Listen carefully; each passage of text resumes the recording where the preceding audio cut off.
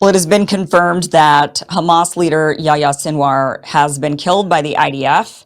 We're not going to show the gory pictures that they put out there. There were a lot of photographs of him actually shot in the head, and those were circulating. This is an edited photo of it.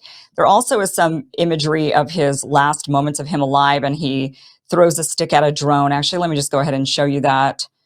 Apparently, so he was in a fight. This was a firefight with the IDF. So he wasn't taken down through an airstrike. It's not like they pinpointed him in the headquarters of Mossad and they said, okay, we know where he's located and let's go ahead and do an airstrike.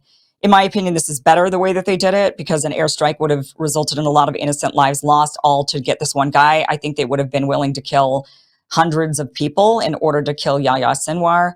Instead, they just seemingly randomly came across him in a firefight with other Hamas fighters. And there he is. He's sitting in this chair. His arm is blown off. Part of his arm is blown off. And I can't believe they actually published this video. And the reason I can't believe it is because this just really turned him into, I mean, people see this and they think, wow, this guy is he's dead now, 61 years old, 61-year-old guy. And he's on the ground fighting with the Hamas, he's fighting with Hamas fighters, with the Al-Qassam brigades. He's 61 years old, and all the way up into his very last moment, he's fighting, even with his arm blown off. He's covered in rubble. He's clearly climbed himself out from someplace. He gets this far, his arm is half gone, and he takes the other arm that he has and he throws a stick at the drone at his age. This is not, I cannot believe that they put this out there, because all this did was, or maybe they did that on purpose. All this did was inflame.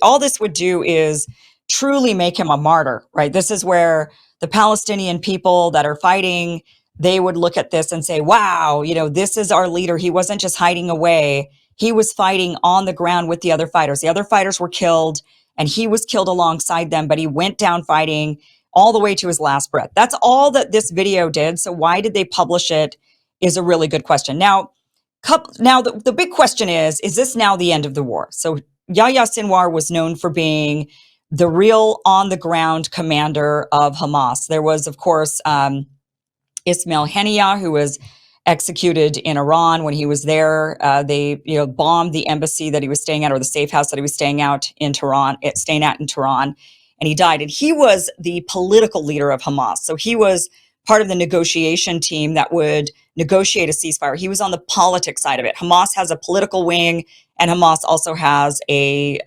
fighting side to it. They have their own military, similar to Hezbollah in Lebanon. So they took out Ismail Haniyeh, and then they said, okay, Sinwar is now taking over. Not only is he already in charge of the military aspect of Hamas, but now he's going to be taking over the political. And a lot of people said that he was in the way. Now, these are just claims. These are likely not accurate claims from everything that we've known. But the claim has been that Yahya Sinwar is more radical than Ismail Haniyeh, which then makes you question why Israel would take out Ismail if they knew that he would be replaced with Sinwar, and Sinwar's more radical. So they get rid of the guy that's known for being a moderate and who was actually wanting to make a ceasefire deal. And then they know that he's being replaced with Sinwar, who they're claiming is more radical and unwilling to do a ceasefire deal. And the claim is that Sinwar was in the way of all of the ceasefire negotiations. How many of us actually believe that? We've had even the American administration, the US administration, the Biden administration showing frustration towards Netanyahu over the last month, that Netanyahu was unwilling to come to a ceasefire agreement. And Sinwar was alive during that time. Up until today, the guy was alive. So if it was all Sinwar who was unwilling to make that peace negotiation, the ceasefire negotiation, then why were they getting angry with Netanyahu and saying Netanyahu was in the way? Because the truth is Sinwar wasn't in the way. Maybe he was as well, but certainly that made no difference whether he was in the way or not, because Ismail Haniyeh was not in the way. He wanted to do a ceasefire agreement and Netanyahu never wanted to. So what's interesting about this is now the ideas that I'm seeing circulate around, the question is the war now over because Sinwar is dead? And the reason people would think that the war is over because Sinwar is dead is because they're saying he was in the way of these ceasefire negotiations. I just showed you that wasn't true. But nonetheless, this is the narrative that we're hearing. So if he was in the way of the ceasefire negotiations, if they're so adamant, if what they want are the ceasefire negotiations, why did they get rid of Ismail Haniyeh? Why did they then not only kill Sinwar, but then publish this video and publish the photos of him, which only will do one thing and one thing only? They're not going to get the Palestinian fighters, the fighters on the ground, the Al-Qassam brigades. They're not going to get them to say, all right, let's negotiate a peace deal. No, they've just saw their guy go down, 61 years old, fighting. They're seeing this is a call to fight more, to fight harder, that he went down his last dying breath fighting with one arm, throwing a stick. The last thing he could do, the only weapon he could find was a stick, and he threw it. That doesn't make them lay down their arms and come to a ceasefire agreement. It makes them want to fight harder. So then it leads me to wonder if that's the strategy. It's not about, I think it's fair to say, I don't think I'm saying anything real profound here. I think at this point, it's pretty obvious, right? It's pretty obvious that Israel has no desire to come to a ceasefire agreement, that they have every desire to eradicate the Palestinian people completely, that they want to take over all of Gaza, that they're not interested in a ceasefire at all. And so they've done everything possible in order to ensure a ceasefire doesn't happen. They've done everything possible to just inflame the situation, not calm it down. And this is the latest. Not only did they kill him, but then they went out there and actually published the videos. They published the videos of him fighting to the last bitter end. They published the photographs of him dead, very gory pictures of this. They publish all of this, and that's only meant to inflame. That's all that's going to do. So no. Is this the end of the war? No, of course not. This is just the beginning, really, of what the Israelis' plan is, which is to continue fighting to the very, very bitter end. They're going to say, now there's rumors that Sinwar's brother is apparently going to be stepping into his shoes. I see a lot of those who are very hopeful. I even see people online who are hopeful that this is the end. These are Israelis who want to see an end to the war. They do think that there's a lot of human rights abuses that are being committed. And they're even, everybody, especially if you're living over there, you're in the middle of especially, I think if you're an Israeli who you are against your government, you're against what they're doing to the Palestinian people, you want nothing more but for this to end.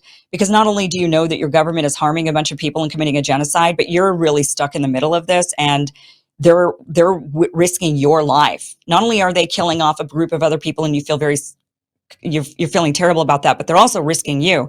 So there's a lot of these Israelis that are over there that are in the middle of this, quite literally.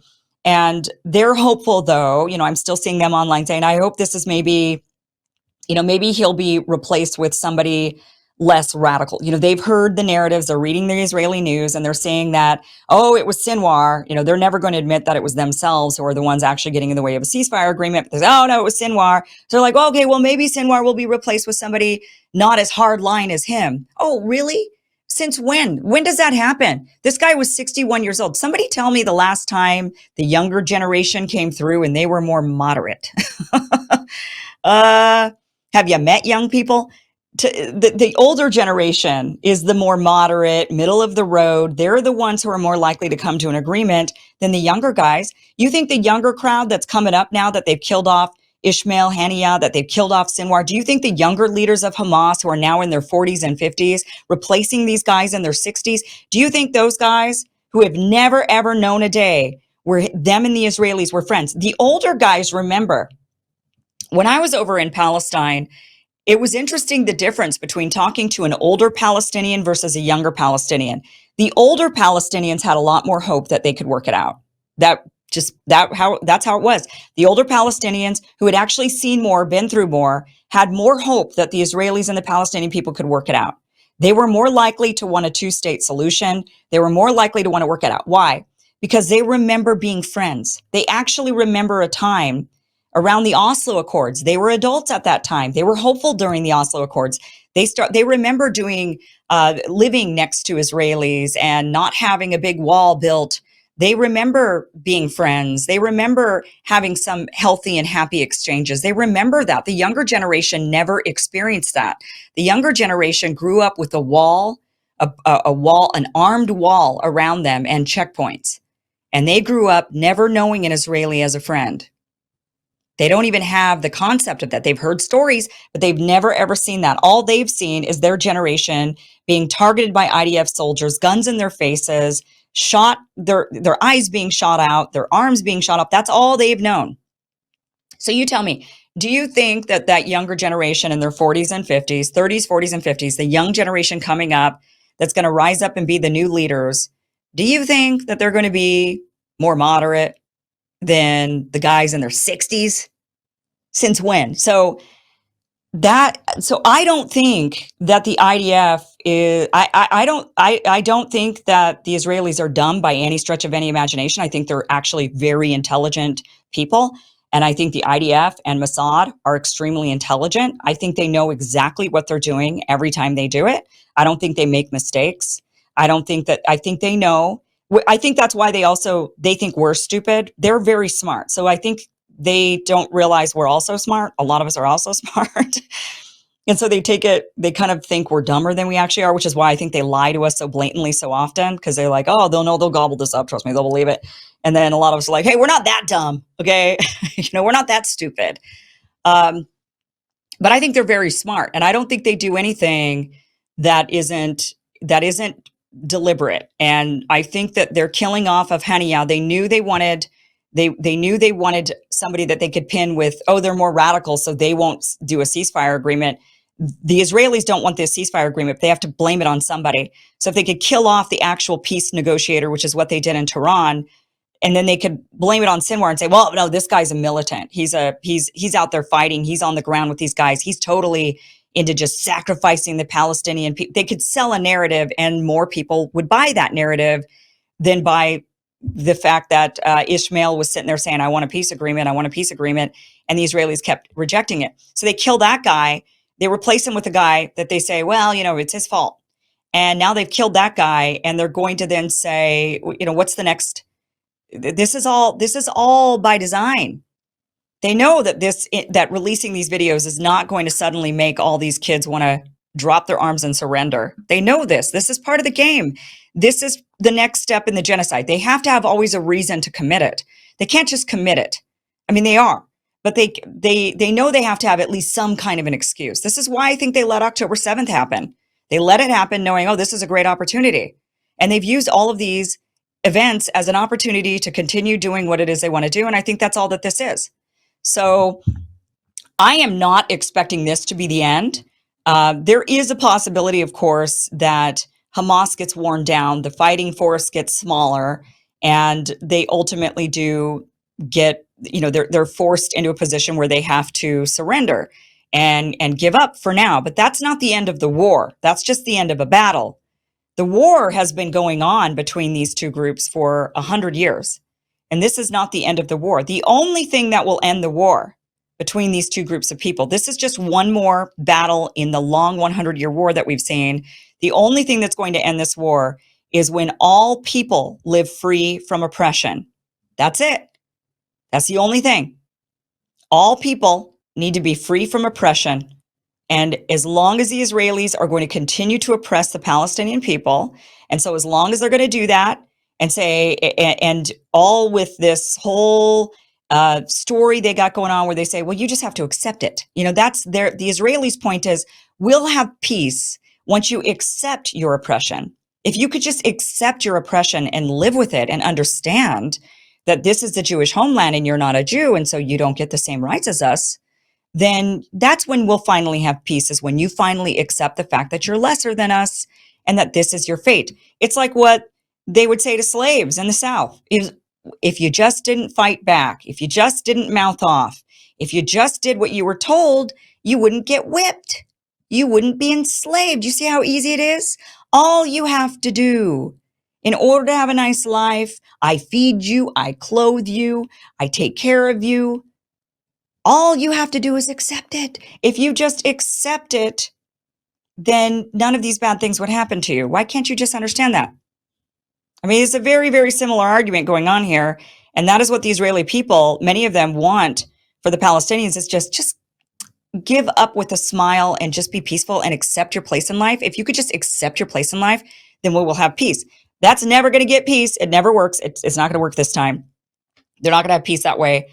The only way there's going to be peace is finally if the Israeli people stop oppressing the Palestinian people. Once they can live completely free from oppression, that is when we'll see an actual end to this war. Thank you so much for watching. This was just a clip from the longer, larger show that you can catch Monday through Friday, 5 p.m. Pacific, 8 p.m. Eastern at KimIversonShow.com. That'll route you to the platform where you need to be in order to get the full uncensored show every Monday through Friday, 5 p.m. Pacific, 8 p.m. Eastern. Click on that link, watch the full interview. See you there.